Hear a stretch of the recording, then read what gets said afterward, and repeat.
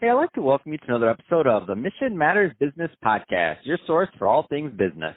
My name is Adam Torres. You can follow me on Instagram at @AdamTorres. Keep up with my book releases, book tour schedule, signings, all that other good stuff. Always love to connect with you there. And as always, if you'd like to apply to become a co-author of one of my upcoming books, just head on over to the website, missionmatters.com, and click on Become an Author to apply. All right, so today I have Nicole Kalil on the line, and she is founder and chief woman whisperer over at Women's Work, and she's also host at the This Is Women's Work podcast, and this is also a very special Reunion 2020 episode. Why? A Reunion 2020 episode when I bring on a guest I had on the past, and I liked them so much I had to bring them right on back. So, Nicole, welcome back to the show. Thanks for having me. I'm excited to be here.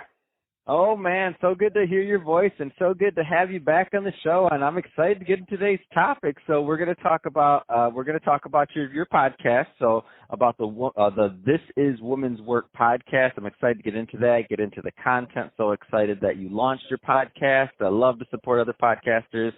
But just before we do get into that, I don't want to assume that all of our new listeners caught your first episode. So let's just start off with what you're doing over at Women's Work. Tell us a little bit more about your company, please.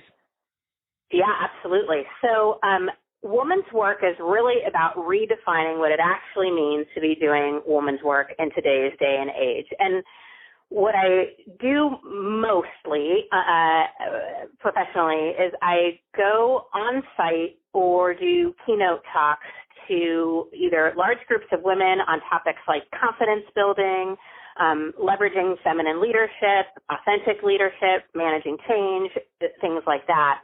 Or I do a lot of leadership events, which can be a mixed audience or in a lot of cases predominantly male audience, to talk about masculine and feminine leadership and how we can all access and thrive in environments where both are being leveraged and how it increases your overall productivity. So basically, my mission is to eliminate gender expectations so that we can all be who we were put here to be, live our purposes, and bring our authentic selves to work. And part of that is working with leadership teams to create environments where both women and men will thrive. So what type of, there's a lot of business owners, entrepreneurs, executives listening, individuals. What are the type of companies that you typically like to work with? Like, what's normally a good fit? Yeah, great question. I work with a lot of male-dominated industries, so a lot of work in the financial services industry, some in tech. I have worked in staffing solutions companies, kind of across the board. I even do some work in industries you wouldn't think, like real estate or even like the beauty industry, because they often hold and host events for a lot of women. But I would say my expertise is more in the male-dominated industry space. And what kind of feedback have you gotten from this? Because I'm just curious, because it sounds like, first off, it's an amazing idea, amazing niche, and you're doing great work, so it makes sense. What kind of feedback have you gotten kind of from some of the companies that you work with, just to get an idea of how it's being received? Yeah. So the number one and most surprising piece of feedback I get consistently is how when I speak about empowering feminine leadership or when I talk about creating environments where both genders can thrive, how many men come up to me and say, that really resonated with me, or I feel the same way, or I feel like I have some of those feminine leadership traits that I haven't been accessing as much.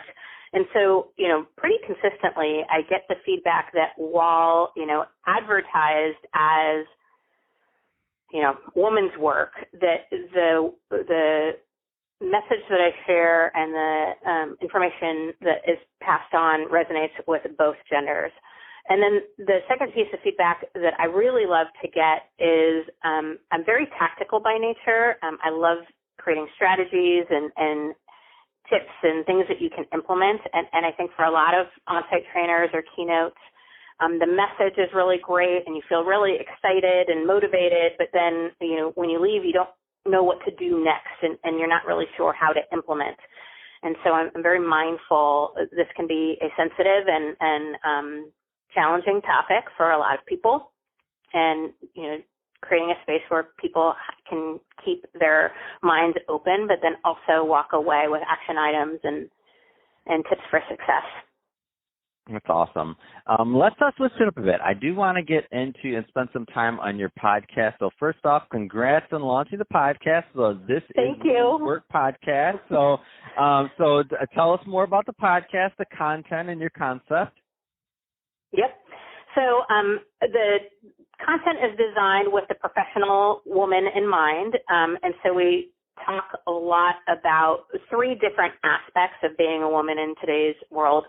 I call it you work, personal development, really confidence building, coming into your own, being authentic to who you are and your purpose. Then we have homework, the things that we all do as women in our personal lives, whether it be as spouses or mothers or daughters or friends, just the personal aspect of being a woman. And then the third area is, of course, work or professional development, where we'll talk about things like working in male-dominated industries or negotiating compensation or, leading and developing others. We hit a variety of topics. And again, what's been kind of interesting and exciting is almost 20% of our listeners are men.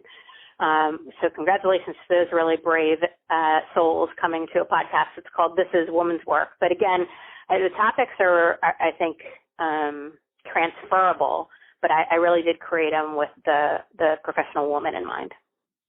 So, Nicole, I'll tell you in advance, this is a loaded question, and I ask all the podcasters the same question, and it's terrible because it's like asking people to choose between their kids or something like that. But what's one of your favorite moments you've had since hosting the podcast so far? Just to give the audience a little bit of a feel for the types of conversations and the content and what to expect, because I definitely want them to go check it out. Yeah, my I know, favorite choose between episode, all the kids and everybody else. You're like, oh, but I love them all. You can't love them all. Not for this question. You have to pick one. Yeah, I get it. I do love them all. And my favorite episode is around confidence building. It's my favorite thing to talk about. And what means the most to me is when I get the text messages or the, messages on Instagram or emails about a risk that somebody took or a dream that they chased or a conversation that they had or someone they walked toward or away from because of listening to that episode, because they felt their confidence grow in a half an hour and were given the tools and information that was helpful for them to do what they always wanted to do. Man, that's awesome.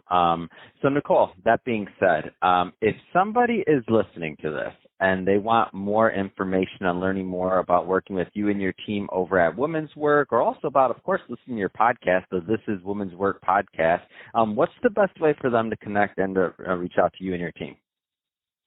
Yeah, website is probably best. It's NicoleKalil.com, NicoleKalil.com. You can find information about the podcast, any workshops, connect with me directly there. So that's spot. And then second to that would be on Instagram. It's Nicole M. Kalil, middle initial M as in Mary. I think there are lots of ways to find me, but those are probably where I'm the most active. Fantastic. Well, Nicole, really appreciate you coming back on the show for this reunion 2020 episode. Been awesome catching up with you. Can't wait to talk to you in 2021. See what's going on with This Is Work podcast. I know it's going to grow and blow up because I'm excited because you're on it and you're number one. You're doing the content. This is going to be awesome. So I'm excited for you. So thanks, Adam. I really appreciate it. There.